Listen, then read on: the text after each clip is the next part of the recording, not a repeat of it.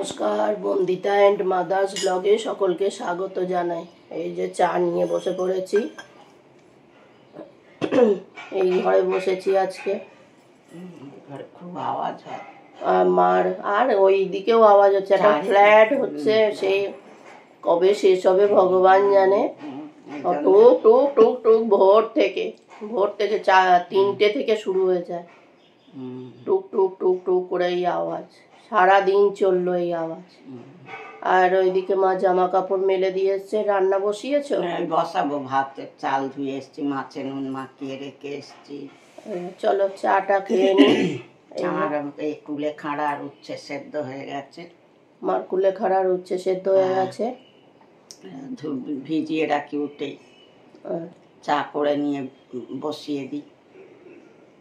চলো চাটা খেয়ে নি। আমি আবার ঘর দোর ঝাড় দেবো, দিয়ে চান করব। আজকে আমাদের রান্না হয়েছে ভাত আর ইলিশ মাছের ঝাল সর্ষে বাটা দিয়ে, আর ওই কালো জিরে কাঁচা লঙ্কা ফোড়ন দিয়ে হয়েছে। আর এই মার উচ্ছে সেদ্ধ আর ডাঁটা চচ্চড়ি তো রয়েছেই। এই হয়েছে আজকে আমাদের রান্না। এই যে আমি অফিস থেকে এলাম, আর এই যে ইনি এলেন বিস্কুট খাবে বলে। আজকে আসতে অনেক দেরি হয়ে গেছে, তাই আমার সঙ্গে সঙ্গে এলেন বিস্কুট খাবে বলে। মা আসছে, ঠিক জানতে পেরেছে মা আসছে, দাঁড়িয়ে পড়লো। ওষুধ খাবি? কটা কটা কটা ওষুধ খাবি? সকালে আসিস না কেন? খাও মা, বাদ থেকে খাবি, খুব মারো। আর হাতে দিতে দেয় না, দিতে ভালো করে পোষ দাও। হ্যাঁ, হা করে খেয়ে দেখেছে। ওই যে এই যে চা নিয়ে চলে এসছে মা। চার চানাচুর টানা হয়েছে। মা বলছে ওটা কি পড়েই থাকবে? খাওয়া হবে না, আরে আর খাওয়া হবে না মনে হয়, ও আবার ফেলা নিয়ে যাবে। চানাচুর আনলে আমাদের খাওয়া হয় না, মেয়ে খায় না বলে গেছিলাম কাকুর বাড়ি কম্পিউটারে কাজ করতে। মেয়ে খায় না, ওই জন্য আমি আর বার করি না যে ও না। তবে ও না থাকলে একটু বার করে সস দিয়ে আমি খাই, আমার খুব ভালো লাগে সস দিয়ে খেতে। সস দিয়ে খেতে, চানাচুর খেতে নাকি? সস দিয়ে চানাচুর খেতে আমার নাতনিও খুব ভালোবাসতো, আমিও ভালোবাসি। চলো চা খাই, খিদেও পেয়েছে, খেয়ে না, অনেকক্ষণ কিছু খাইনি। এই যে মাংস দিয়ে ভাত মেখে দিয়েছি, খাচ্ছে সে। একবার ডাকাতেই আজকে চলে এসছে, দেখেছো আমার? এইখানটা ছিল। ওইখানটায় ছিল, চলে এসছে।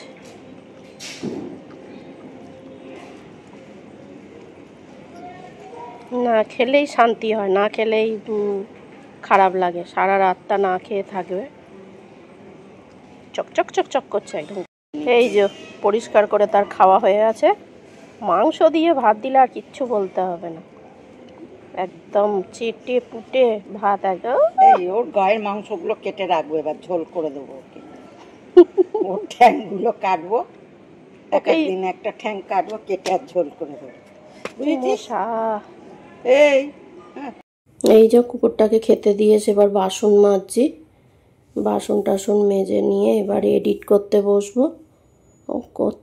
এডিট করতে করতে রাত্রির 12টা বেজে যায়। তারপরে ঘুম, আবার সকাল সকাল উঠে অফিস যাওয়া, এই চলে। আর আজকে ইলিশ মাছটা মা খুব সুন্দর করেছিল, আর ইলিশ মাছের টেস্টটাও দারুণ ছিল, খুব সুন্দর হয়েছে। আর এই রোজ একই আমাদের রুটিন হয়ে আছে, খাও দাও ঘুমো, আবার অফিস যাও, আবার এসে আবার কাজ করো, আবার পরের দিন আবার অফিস যাও, এই তো হচ্ছে। আর যাই হোক, দেখতে দেখতে সব পুজোই প্রায় চলে গেল। এবার তো চন্দননগরে জগদ্ধাত্রী পুজো হচ্ছে। আমি কোনোদিন যাইনি জগদ্ধাত্রী ঠাকুর দেখতে, মানে চন্দননগরে কোনোদিন যাওয়া হয়নি। যদি কোনো বছর ছুটি পাই তাহলে মাকে নিয়ে যাওয়ার ইচ্ছে আছে চন্দননগরে জগদ্ধাত্রী ঠাকুর দেখতে। মাকে বলেওছি যে মা এক বছর তুমি আর আমি চলে যাব ঠাকুর দেখতে। আর কি বড় বড় ফোনে দেখছি কি বড় বড় জগদ্ধাত্রী ঠাকুর ওঠে। এবারে বড় মার কাছে গিয়েও খুব ভালো লেগেছে। যাইনি তো কোনোদিন, মানে ওই বাইরে যে মূর্তিটা হয় ওটাই যায়নি, ভেতরে মন্দিরে যেটা সেটাই গেছিলাম। তা ওটাতেও ভালো লেগেছে। একবার জগদ্ধাত্রী পুজোতে চন্দননগরেও ঘুরে আসবো। তাই এবছর আর ভাইফোঁটায় যাওয়া হলো না মামার বাড়ি, কেননা রবিবার পড়েনি তো, সপ্তাহের মাঝখানে আর যাওয়া যায় না, অফিস ছুটি দেয় না আর যাওয়াও যায় না। এই এমন অফিস হয়েছে, কোনো ছুটিও পাওয়া যায় না, কিছু না, মরতে মরতে হলেও অফিসে যেতে হবে। আর এই কি, মা বাসনগুলো মাজতে চায়, আমি মাজতে দিই না রাত্রিটা, সারাদিনই তো সব কাজকর্ম করে।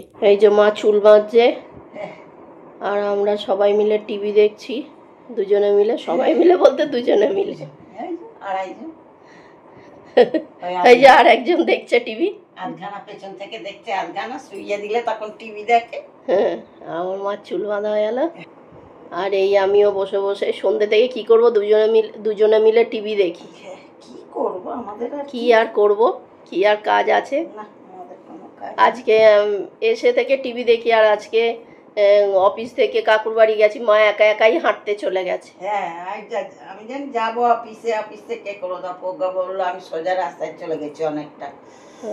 তো এই কলকে ফুল গাছ টাছ পার ওইখানটায় প্রজ্ঞা বললো আন্টি দিদিকে আঙ্কেলের গাড়ি করে যাচ্ছে, হচ্ছে যে গৌতম আঙ্কেলের, তা আমি হচ্ছে যে দিদি আমায় দেখতে পাই না, আমি কিন্তু দিদিকে দেখতে পেয়েছি। আমি ও তাহলে অফিসে গিয়ে দরকার নেই, তাও বেরিয়ে ওই রাস্তা দিয়ে আবার ওইদিকে দৌড়েছি। হ্যাঁ, হাঁটলাম, হেঁটে আবার চলন্তিকা ওই দিক দিয়ে গেলাম, গিয়ে আমি, আমার মা আজকে রাস্তা হারিয়ে ফেলেছে, চিনতে পারেনি, তাও ওদিক দিয়ে গিয়ে আমায় বলছে মানা ওই চলন্তিকা যেটা লেখা আছে ওইদিকে এক জায়গায় চলন্তিকা লেখা আছে, বলছে কই ওটা দিয়ে তো এই বাড়ি অব্দি আসতে পারলাম, ওই রাস্তাটা তো নয়, তোমাকে এতবার নিয়ে আসি, বলে ও ওটা আর একটু দূরে এলো। হ্যাঁ, আমার মা কিছুতেই রাস্তা চিনতে পারে না কোনোদিন।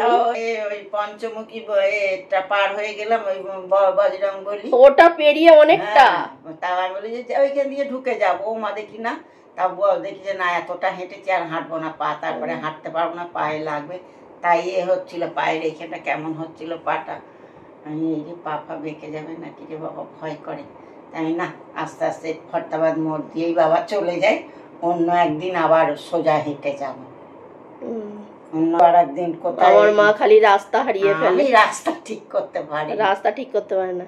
না, রাজপুরে এতদিন থেকেছে, সেই রাস্তায় ঠিক করতে পারেনি।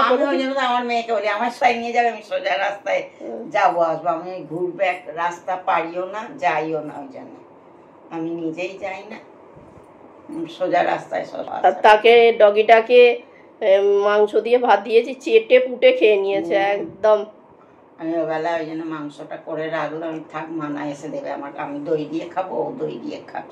যাই হোক, রাত্রিরও হয়েছে অনেকটা, ভিডিওটা আজকে এখানেই শেষ করছি। তোমরা সবাই সুস্থ থেকো, ভালো থেকো, সাবধানে থেকো।